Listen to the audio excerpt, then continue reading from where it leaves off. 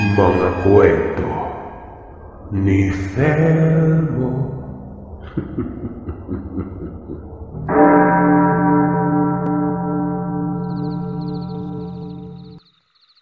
Mapagpalang araw po sa inyong lahat, mga kagiliw. Tawagin mo na lamang ako sa pangalang Tonet. Kasalukuyang nakatira dito sa isang lalawigang nasasakupan ng Kabisayaan. Nais ko pong ibahagi sa inyo ang hindi malilimutang karanasan ng aking inang tawagin na lamang natin sa pangalang Amparo. Nangyari ito, dekada 80. At itong mga panahong ito ay hindi pa ganun ka-eksperto ang aking ina sa panggagamot niya. Kukonti pa lamang ang nalalaman niya, gayong hindi pa itinuturo ng kanyang abuela ang mga malalalim na aral na dapat niyang matutunan sa pagiging albularya. Pero magpaganon pa man ay dinadayo pa rin sila ng mga taong nais magpagamot sa kanila. Bantog na manggagamot at magaling na albularya ang kanyang abuelang, tawagin na lamang nating Lola Sidora. Kilala ito sa iba't ibang kalapit lalawigan. Dahil sa taglay nitong kagalingan pagdating sa herbal na gamutan, kung kaya't halos lahat ng karamihang may sakit ay kay Lola Sidora lumalapit. Dahil doon, nahasa naman ang kalaman ng aking ina sa panggagamot at siya ang katulong ng kanyang abuela sa tuwing may ginagawa ito. Pero hindi pa yun sapat para tuluyan siya makapanggamot na mag-isa lang. Hindi pa kasi ito kampante at wala pa siyang gaanong tiwala sa sarili na makakapagpagaling ng may malubhang sakit noon. Lalo na mga niyanggaw, nakukulam, at ang pinakaayaw niya sa lahat, nababarang. Hindi naman sa pag-iinarte ng aking ina, pero ang pinakaayaw niya sa lahat ay makakita ng mga insekto, uod, at iba pang gumagalaw na hindi naman dapat napupunta sa katawan ng tao. Kaya naman sa tuwing may nagpapagamot sa kanyang abuela na nababarang, pinipilit niya na lamang ang kanyang sarili para tulungan ng kanyang lola. Wala din naman kasi siyang ibang pagpipilian. Siya ang tagapagmana ng kaalaman nito. Sa isip-isip nga ng aking ina, ay ang pinakamasahol sa lahat ng uri ng mga taong pumapanig sa kaliwa, ang mga mamabarang. Sa kadahilan ng doble ang bagsik nito kaysa sa iba pang nasa kaliwa, gaya ng mangkukulam at mga nilalang na tinatawag nilang aswang. Mantakin mo ba namang kaya nilang kumontrol ng mga insekto, gumamit ng iba't ibang lamang lupa para lamang makapanakit ng kapwa? O hindi naman kaya ay bigyan ng malubhang karamdaman ang kung sino mang naisin ng mga ito, nakikita man nila o hindi noon. Basta't may hawak silang pag-aari ng taong gagawan nila ng hindi maganda, walang kaapog-apog nila yung isa sa katuparan hanggang sa ikasawi yun ng taong yon. Hindi gaya ng mga aswang at mangkukulam na kinakailangang harap-harapan muna nilang makita ang bibiktimahin bago nila ito magawa ng hindi maganda. Kaya naman ayaw na ayaw ng aking ina sa mga mambabarang dahil sa kasamaang taglay ng mga ito. Isa din yun sa kinatatakutan ng aking ina na makasagupa niya pagdating ng araw kung sakaling tuluyan na siyang maging isang manggagamot. Dahil nga doon ay mas lalo pang pinag-iigihan ng aking inang pag-aaral niya sa panggagamot. Kahit na natatakot at nanindiri siya sa mga taong ginagamot ng kanyang abuela, ay lakas loob niyang hinaharap ang mga yon. Sa ganoong paraan lamang kasi matatanggal ng aking ina ang takot na nararamdaman niya. Hanya pa'y pagdating ng araw, masasanay din siya at malalampasan niya rin ang mga takot na dala-dala para sa mga mababarang. Isang araw noon, habang nagwawalis sa likuran ng bahay nila si nanay, narinig niyang may tumawag sa pakalan ng kanyang lola.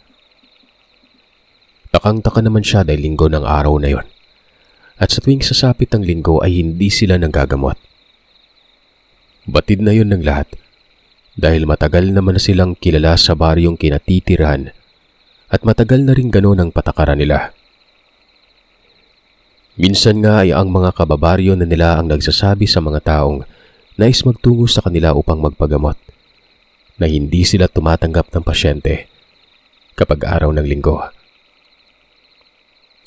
Pinapabalik na lamang ito sa kadahilan ng araw yun ng pahinga at pagninilay-nilay lang maglola. Nakailang ulit pa nga ang tumawag sa pangalan ng kanyang lola si Dora. Kaya naman saglit na inihinto ni inay ang ginagawa niyang pagwawalis ng mga tuyong dahon. Sumilip ito sa harap ng bahay.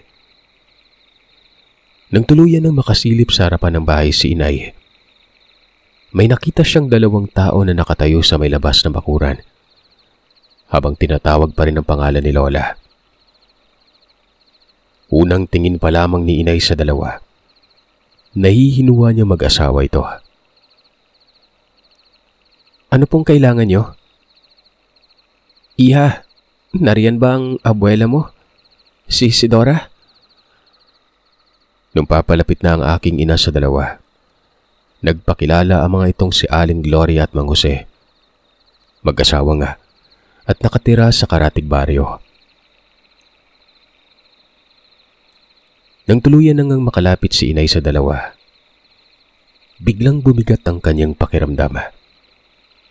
Para ba umanong may sumasakal sa kanya na kung ano na hindi niya nakikita. Sandali siyang natigilan at napaatras sa katinapik-tapik ang dibdib nun para makahinga ng maluwag. Iha, pakisabi naman sa abuela mo kung maaari ko bang ipagamot yung anak ko ngayong araw mismo. Saglit namang natahimik ang aking ina at nag-isip nun. Sagradong araw kasi para sa kanila mag-abuela ang linggo at kahit gaano pa kaimportante ang ipinunta ng mga nagpapagamot, tinatanggihan nila ito. Araw po ng linggo ngayon, hindi po nanggagamot si Lola. Dahil sa kakaibang nararamdaman ni nanay noon, nagdadalawang isip siya kung tatanggihan niya ba agad ang sinabi ng babae. Kaya naman yun na lamang ang kanyang sinabi nang sa ganon. Ang mga ito na mismo ang makaisip na hindi na tumuloy sa pagpapagamot. Sige na iha, kailangan talaga namin ngayon ng lola mo. May sakit yung anak ko. Ilang araw ko nang nararamdamang inaaswang ito. Baka hindi na siya abuti ng 1 linggo. Nahahabag man ang kalooban ng aking ina sa mag-asawa. Nais niya man sanang patuluyin ng mga ito, pero hindi maaari. Malakas kasing kutob ni nanay na merong tangang pangkaliwa ang daladala ng isa sa mag-asawa. Ramdam na ramdam ni inay ang malakas at maitim nitong presensyang nagmumula sa kaharap niya. Pero hindi niya matukoy kung sino sa dalawa ang may tangan nun. Muli, sinabi ng aking ina na hindi pwedeng manggamot ang kanyang lola ng araw na yon. Dahil hindi lang pagninilay ang ginagawa nito, kundi pagdidibusyon din ito para ibalik ang lakas ng mga tangan na gamit-gamit niya sa panggagamot. Bumalik na lang ho kayo bukas. Ngayon kami nandito. Bakit ipagpapabukas pa kung pwede naman gawin ngayon mismo? Tiimbag ang nawika ni Mang Jose na bahagyang ikinagulat ng aking ina. Nang magsalita ang lalaki ay doon na pagtanto ni inay na sa kanya nagmumula ang mabigat na presensyang kanina pa bumabagabag sa kanya. Agaran namang inawat ni Aling Gloria ang asawa. Sinabihang babalik na lamang sila kinabukasan. Kahit na bakas sa mukha nito ang pagkadismaya dahil sa narinig niya, at halatang pinipigilan itong huwag umaiyak dahil sa biglang pamumulan ng kanyang mga mata at may namumuong mga luha doon. Lulugulugong ang nilisan ng dalawang bakuran. Nang makatalikod na mga ito't makalayo-layo na, ay saka pa lamang nakahinga ng maluwang sinanay. Bagya pa siyang napahawak sa magkabilang tuhod niya dahil sa kanina niya pa pinipigilang huwag lamunin ng takot noon. Malakas ang kutob ni Nanay Amparo na hindi lang basta-basta ang kaalamang taglay ni Mang Jose pagdating sa kaliwa. Nang tuluyan nang mawala ang mag-asawa, saka pa lamang siya pumasok sa loob ng bahay. Hindi na niya itinuloy pa ang ginagawang pagwawalis sa likuran. Gusto niyang sabihin kaagad sa lola ang patungkol sa mag-asawa. Pagkabukas ni Inay sa pinto ng bahay nila, agad na tumambad sa kanya si Lola Sidora, na tila ba nag-aantay lamang itong makapasok siya. "Andyan pala kay Lola. May pumunta po ngayon dito. Magpapagamot daw." Hindi pa man natapos ng aking ina ang kanyang sasabihin. Pinigilan na siya ni Lola at sinabi nitong alam na niya kung ano ang sadya ng mag-asawang yon. Ayon pa kay Lola Sidora, paparating pa lamang ang dalawa. Ramdam na niya ang presensyang daladala ng lalaking si Mang Jose. Pero hindi niya masyadong mahinuha kung anong klase ang tinatangan ng lalaking yon, sa kadahilan ng napakagaling nito magtago ng aura. "Ano sa tingin mo, Lola? Bakit sa atin sila lumapit?" "Hindi natin malalaman kung hindi natin susubukang titingnan," tugon ni Lola. Nang hapong yun ay ipinasarang maigi ni Lola kay Inay ang lahat ng bintana at pinto sa kanilang bahay. Nagtataka man ay walang tanong-tanong na sinunod na lamang ng aking ina ang iniutos sa kanya ng abuela. Habang naghahapunan sila, bigla na lang tumahimik ang buong kapaligiran. Nagtagal yun ng ilang minuto, kaya naman hindi maputol-putol ang nagtatakang mga tingin ni Inay sa kanyang lola. Tahimik na nga silang kumakain, ay mas lalo pang tumahimik ang buong paligid nun. Nitunog ng butiki at kuliglig, wala talaga. Kasunod noon ay ang nakakapangilabot na paghuni ng wakwak. Unti-unti nang ang binabalot ng takot si Inay Amparo. Bigla na lamang ding umalinsangan ng paligid nila. "Huwag mong pansinin iyan. Kumain ka na. Istorbo lang yan." Seryosong wika ni Lola Sidora habang patuloy pa rin sa pagkain niya, na para bang wala lang sa kanya ang naririnig niyang huni na yon. Matapos maubos ni Inay Amparo ang pagkain, dumiretso na siya sa lababo. Habang naroroon siya, Sir Seth, nung binuhusan niya na ng mainit na tubig ang hugasin, laking gulat ni Inay nang biglang may kung anong nagtatatakbo mula sa silong. Nakaangat pa kasi sa lupa ang estilo ng bahay nila maglola. Kaya naman dali-daling sinilip ng aking ina sa awang ng pader na kawayan kung ano yon. Nang tuluyan ng makita ni Inay ang labas ng kanilang bahay, laking gulat niya nang makita niya ang isang nilalang. Parang aso yon. Malaki, pero butot balat na lamang. Mabalasik ang mapupula nitong mga matang. Tumingin pa ulit sa bahay nila maglola. Bago yun, mabilis na tumakbo palayo. Sa takot ni Inay dahil sa nakita niya, ay dagli siyang napaatras at nagmamadaling lumapit sa kanyang lola. "Tingnan mo nga naman. Sila na ang may kailangan sila pa ang maglakas ng loob na mag-istorbo," wika ni Lola. "Ano pong ibig mong sabihin, La?" "Yung nakita mo?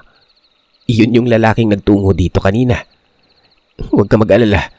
Kahit anong gawin nila ay hindi makakapasok ang mga yan dito sa loob ng bahay."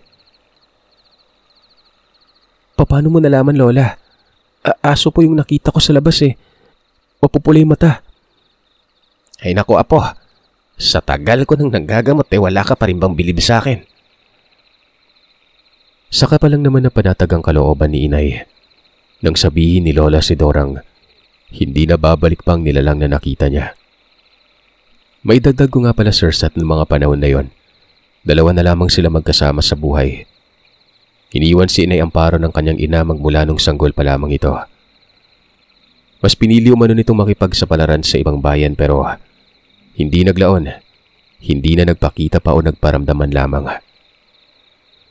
Kaya naman nasanay na si inay na silang dalawa ni Lola Sidora na lamang ang magkasama sa buhay. At hindi na siya umaasa pang babalik ang kanyang ina noon. Sinunod na nga ng aking ina ang pagiging manggagamot at pag-albularya ng kanyang abuela. Sumunod na araw, balik na naman sila sa panggagamot. Umaga pa lamang ay may mga nagpapahilot na sa aking ina.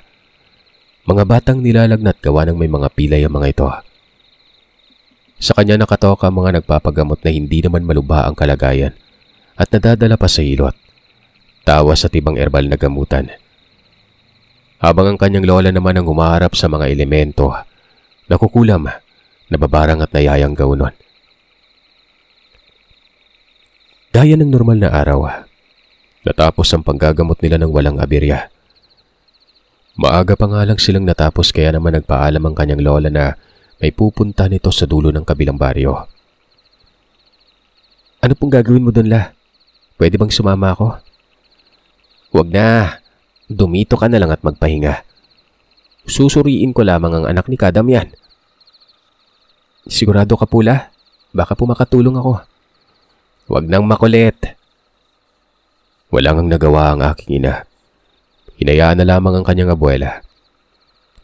Matapos nitong magayak ay sinabihan niya pa si Inay Amparo na huwag nang tatanggap ng gagamutin kung may magpapagamot pa man.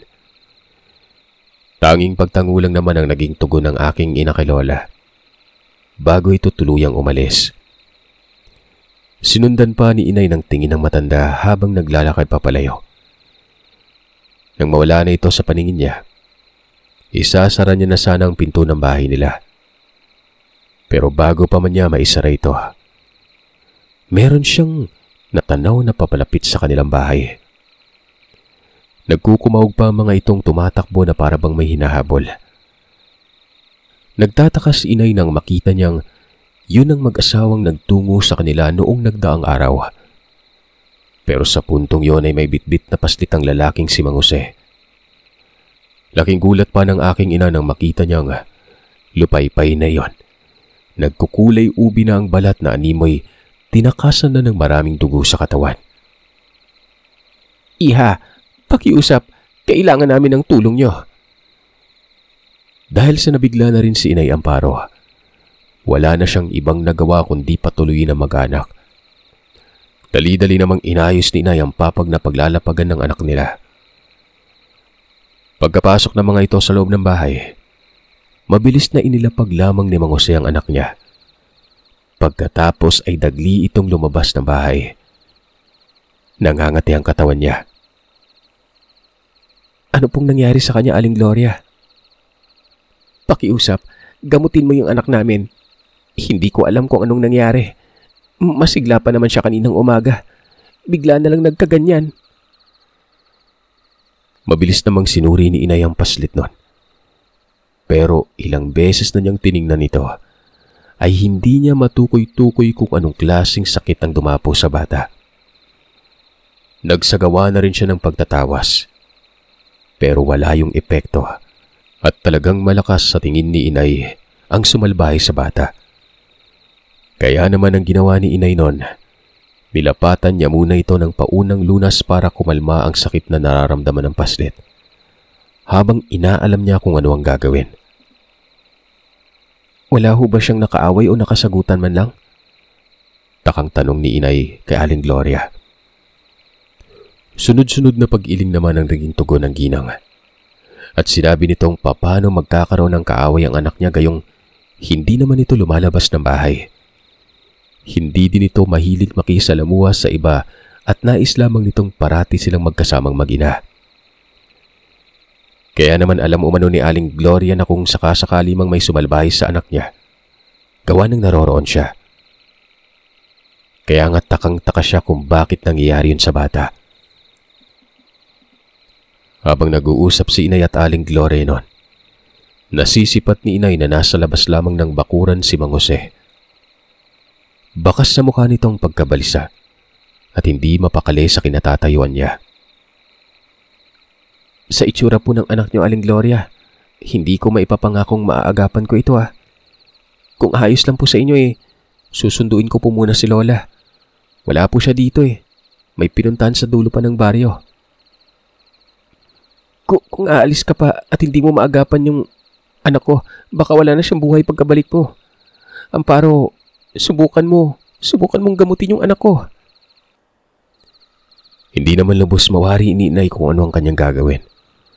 Lalo na't sinabihan siya ng kanyang abuelang huwag nang manggamot pagkaalis nito. Maya-maya pa, nakaamoy ng kakaiba si Inay. Parang may nabubulok na sugat at nakakasulasok yun sa ilong sa tuwing nalalanghap ito ng aking ina. Minabuti niyang tingnan muli ang paslit. Pero sa pagkakataong yon, napagpasya niyang alisan ito ng pang-ibabang kasuotan. Nahihinuha niyang doon nagmumula ang kakaibang amoy na nalalanghap niya. Nagdahan-dahan pa siya ng gawin niya yon dahil umiiyak itong paslit na ito at bakas na bakas sa mukha nito ang sakit na nararamdaman. Nang tuluyan ng matanggal ng aking ina ang pang-ibabang suot ng bata, halos mawindang ang buong sistema niya. Nang tumambad sa kanya ang magkabilang singit nito, paibaba sa hita. Nabubulok na. Sa gulat pa ni Inay ay talagang napaatras at kamuntikan pa niyang ikatumba. Nasapu niya din ang bibig niya nang makitang may naglalakihang kulay pulang uod ang naroroon at tila ba nananahan na sa mga sugat nito. Nanindig talaga ang lahat ng balahibo ni Inay sa kanyang katawan. Muntika na siyang maduwal dahil sa napakabahong amoy na sumalubong sa kanya. Anong problema?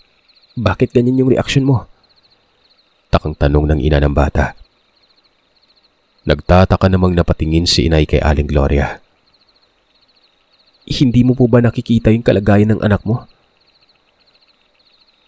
Nakikita kong namumula yung singit ng anak ko. Pero ikaw bakit parang gimbal na gimbal ka? Kung ganun, hindi mo nga nakikita yung kalagayan niya. Hindi niya mapigilan ang pagkabag sa paslit na wala pang muwang sa mundong ginagalawan. 4 na taong gulang pa lamang ito. Babae pa. Dali-daling inutusan ni Nanay itong Ali na ito na tawagin ang asawa niya para makita nito ang tunay na kalagayan ng anak nila. Dali-dali namang tinawag ni Aling Gloria si Mang Jose. Pagkapasok pa nga lang nito, ay bigla nang nag-usal ng orasyong pangtanggal sa bulag si Nanay. Kapag kasi hindi natanggal yung sa bulag na yon, kung titingnan mo, parang walang kagalos-galos ang katawan ng bata. Nagkukulay pula o ubi lamang ito ng walang dahilan. Pero pagkatapos nga tanggalin ni Nanay yung sa bulag na yon, kitang-kita niya ang pagkabigla sa itsura ni Aling Gloria. Agarang tumulo ang luha nito at napalapit sa anak nun. Iyak ito ng iyak dahil nakita niya na din na halos umabot na sa maselang parte ng paslit ang nabubulok nitong laman sa hita. Kung ano naman ang pagdadalamhati ng ina ng bata, ay ganun naman kawalang emosyon ang mukha ng ama. Nakatitig lamang ito sa kanyang anak na para bang may alam ito. Doon nga ay napagtanto ng aking ina na hindi kaya may kinalaman itong si Mang Jose kung bakit sinapit yun ng bata. Pakiusap, gamutin mo na yung anak ko, iha. Nagmamakaawa ako sa'yo. Lahat ibibigay ko. Lahat gagawin ko. Paggalingin mo lang siya. Tumatangis na nagmamakaawang ginang. Hindi na din napigilan ni Inay ang maluha nun. Hindi ka ba naaawa sa kalagayan ng anak mo? Tanong ni Inay kay Mang Jose. Saglit pa silang nagtagisan ng tingin dahil bigla na lang nagbago ang ekspresyon ng mukha ng lalaki na para bang nagalit ito sa sinabi ni Inay Amparo. Anong ibig mong sabihin? Kasalanan mo kung anong nangyayari sa anak mo. Kaya mo bang sikmurain na dahil sa ginagawa mo, buhay ng anak mo ay magiging kabayaran ng mga ito? Sagot ni inay. Nang mga sandaling yun ay tila ba, bigla na lang nagiba ang pakiramdam ni inay sa kanyang sarili. May kung anong nagniningas umano sa kaibuturan ng kanyang dibdib noon.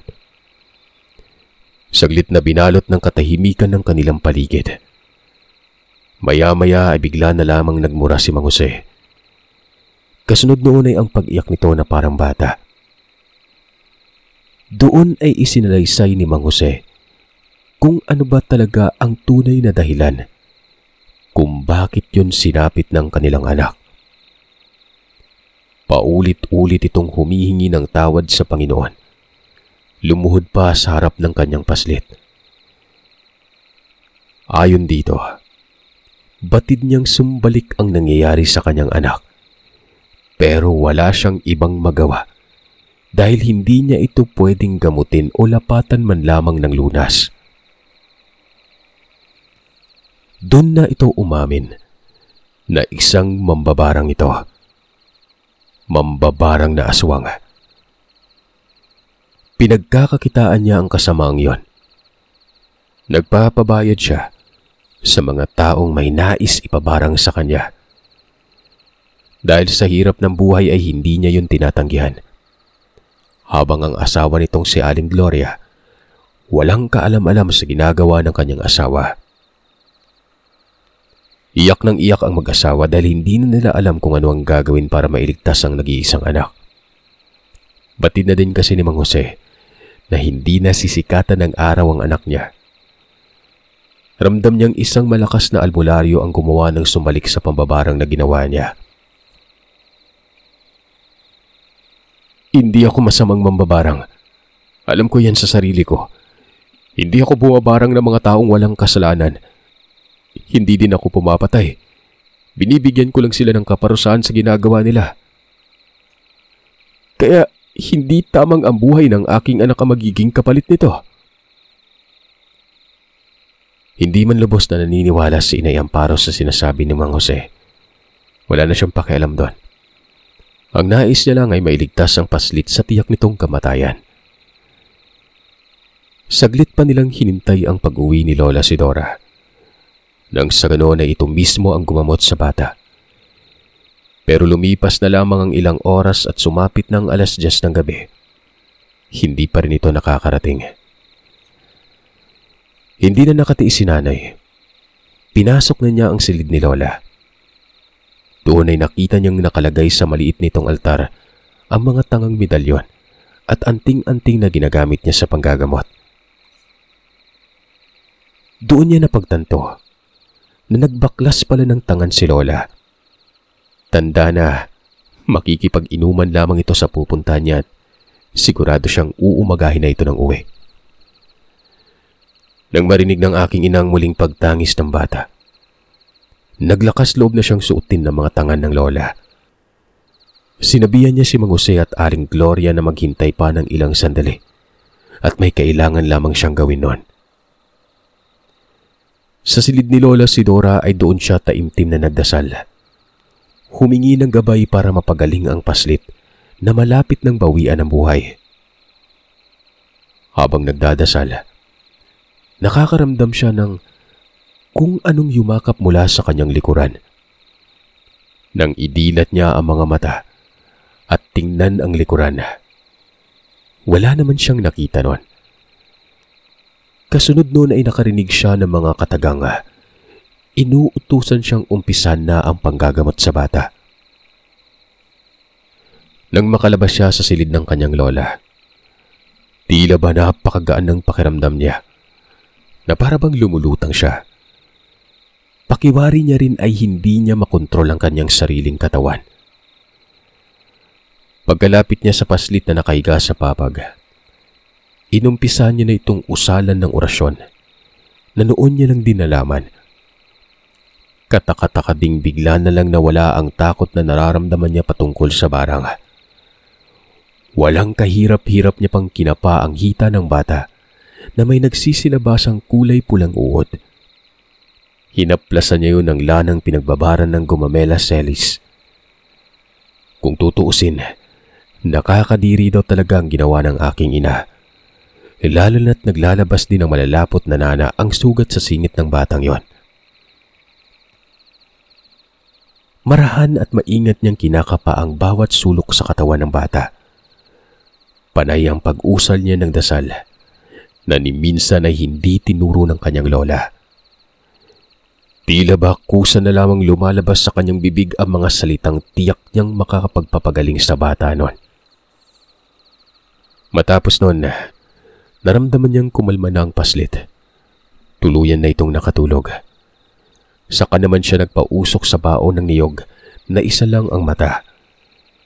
Nilagyan niya yun ng kamangyan. Inilagay sa ilalim ng papag na hinihigaan ng bata. Hindi naging madali ang panggagamot ni inay sa bata. Habang ginagamot niya kasi yon, ay ang siyang paggamot din ng sumbalik ng kung sino mang albularyong gumagamot sa binarang ni Mang Jose. Sa espiritual na pangkumbate, nakipaglaban ng aking ina. Tiyak niyang hindi nagpapatalo ang albularyong nagsumbalik sa pambabarang ni Mang Jose noon. Ramdam niya rin ang taglay nitong lakas na talagang veterano na sa larangang tinatahak nila. Doon na pag-alaman ng aking inang kabit na babae palang binarang ni Mang Jose noon. Kaya naman ganun na lamang din ang pagkabulok ng hita ng kanyang anak dahil pinabulok nito ang maselang parte ng babae. Pero kahit anong lakas ang taglay ng albularyong tumutulong sa binarang ni Mang Jose noon, sa kabutihang palad, natalo ito ng aking ina. Matapos gamutin ni inay ang paslit at mailigpit sa silid ang mga gamit niya, tuon na rin siya nawala ng malay. Hinang-hina ang katawan. Nagising na lamang siya nang may maramdaman siyang yumuyugyug sa balikat niya. At nang idilat niya ang kanyang mga mata, nakita niya si Lola Sidora. Malapad ang pagkangiti nito at halatang kakauwi pa lamang. Nang ilibot ni inay ang paningin niya sa buong paligid, maliwanag na. Taranta naman niyang tinungo ang kinaroroonan ng batang paslit na ginamot niya. Kabado pa siya noon na maisip niya ang sinabi ng Mang Jose na baka hindi na abuti ng umagang anak. Kakamadali ni inay, halos magkandara pa siya. Nang marating naman niya ang kinaroroonan ng bata, saglit siyang natigilan nang makita niyang nakaupo ito habang pinapakain ni Aling Gloria. Magiliw pa siyang binati ng mag-anak at inalok na mag-agana. "Anong nangyari?" tanong ni inay. "Ikaw dapat yung tanungin ko niyan. Ano ang nangyari?" balik na tanong ni Lola Sidora. "Maraming salamat, iha. Napagaling mo yung anak namin," sambit ni Aling Gloria noon. "Tatanawin namin malaking utang na loob ito. Maraming salamat sa pagligtas mo sa buhay ng anak ko," dagdag pa ni Mang Jose noon. Nagtatakang napatingin naman si inay sa kanyang lola. Hindi niya lubos si maisip na paano niya napagaling ang bata mula sa sumbalik ng barang. Gayong, yun pa lamang ang unang beses na nanggamot siya ng ganong kalalang sakit noon. Tanging pag-ismid at ngiti lang naman ang naging tugon ni Lola sa kanya. Matapos ang araw na yon, nangako si Mang Jose na hindi na muli pang mambabarang. Labis-labis na ang takot nito na maibalik sa kanyang pamilya ang ginagawa niya sa iba. Pinanghawakan naman yun na maglola at sinabing kung sakaling mangbarang ulit ang lalaki, sila na mismong tutugis dito. Yun ang unang beses na hindi malilimutang karanasan ni nanay. Ang unang panggagamot niya sa isang nabarang o nabalikan ng barang na nagamot niya naman ng tuluyan.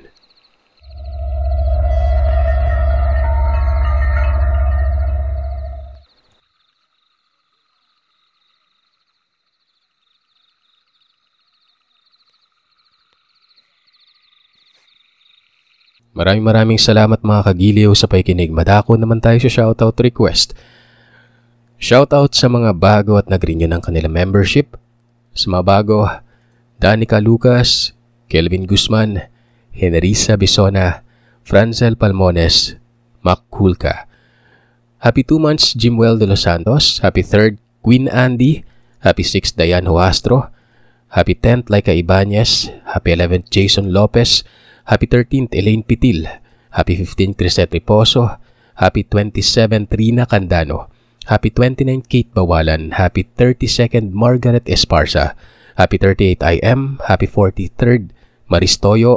Happy 45th, Regan Simon. Sa mga nag-message naman, good day boss, baka pwede mo ulit akong may shoutout sa aking kaarawan. Ngayon yan, birthday niya, January 11. Ward Dalde Jr. Happy birthday sir. Maraming salamat po sa pakikinig. Sir, pa-shoutout po sana from Agusan del Norte, Santiago, Fretzlin Bada. Ganda ng boses mo, palagi po akong makatabang sa inyong araw-araw na bagong post sa YouTube from Fretzlin Bada. Thank you ma'am. Sir, pa-shoutout naman po sa anak kong si Miko Di Guzman. Birthday ko. Birthday ho pala niya, January 9th. Belated happy birthday, Miko Di Guzman. Madalas ho siyang nakikinig sa inyo. God bless. Maraming salamat from Jacqueline Harina. Thank you po. Pa-shoutout po si Doktora Zarco ng Zarco Dental Clinic. Lagi po silang nakikinig, lalo na si Maymay na dental assistant ni Doc. Imbis matakot sa bunot ng mga pasyente na tatakot sa kwento. From Ma'am Maria Roses. Sir, pa-shoutout po sa aking mga pinsan sa Bacolod, Tolitz Milyama, Shine Patrick Samortin, at sa mga kapatid ko po na si Charles John M. Santillana and Kylie Monique Santillana. Salamat po from Joy Milyama. Sir, pa-shoutout from Sultan Kudarat at sa nanay ko din na nayanggo ko din sa pakikinig sa inyo at sa boyfriend na nagsasabi na aswang scientist na ako. Sa madami na ako nalaman na lahat ng upload mo po ay natapos ko na. Thank you from Bella Rose. And last but not the least, sir, shoutout po Garo and Lapi family from Bayabas, Danau City, Cebu po. Solid listener po kami ng pamilya ko, lalo na po si Risa L. Garo. Bunso namin, maraming salamat po and more power sa inyong. God bless from Emre. Thank you. Ay mga kagiliw, maraming salamat po sa inyo. Happy weekend po sa lahat.